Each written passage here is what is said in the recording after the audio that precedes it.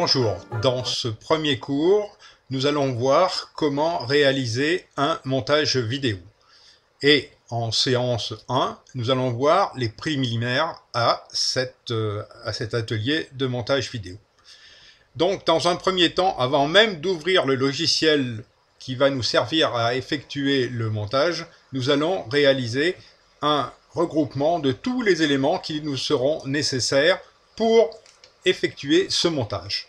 Donc, ces éléments, nous allons les regrouper dans un dossier que j'ai appelé ici cours de montage vidéo 2017.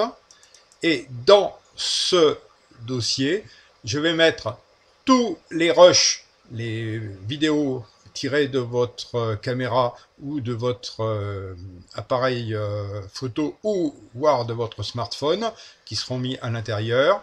Ensuite, ici, toutes les photos dont vous aurez besoin ou qui sont susceptibles d'être utilisées, ainsi que l'audio. L'audio pourra être mis ici à plus tard, mais rien ne vous empêche de le mettre déjà dès le départ. Donc, je répète, essentiel, tous ces éléments, donc les accessoires, on en reparlera plus tard, mais l'audio, toute l'audio que l'on aura besoin pour effectuer, c'est de la musique. En documentation, j'ai mis ici, c'est-à-dire la documentation qui touche au logiciel, voire autre documentation.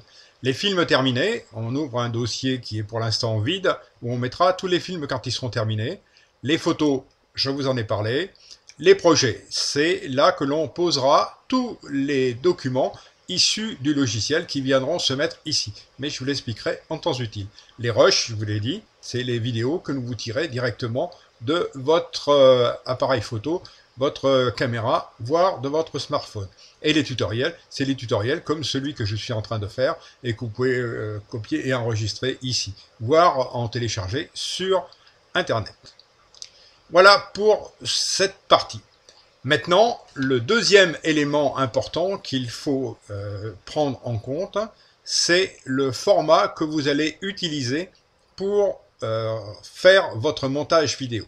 Et pour connaître ce format, eh bien, il faut aller sur le document de base que vous allez utiliser, c'est-à-dire les vidéos telles que vous les avez récupérées sur votre appareil. Donc, je vais ici sur un document, là, le M2U00118, et je vais sur Propriétés. Et dans ces propriétés, dans l'onglet Détails, ici, j'ai la largeur de trame qui est 720 et la hauteur de trame 576. Et ces informations sont très importantes car elles vont nous permettre de définir le projet, d'accord, la qualité du projet, ainsi que là, c'est en 25 images par seconde. Voilà. Munis de tous ces éléments, nous allons pouvoir effectuer l'ouverture d'un document avec le logiciel pour pouvoir réaliser notre montage.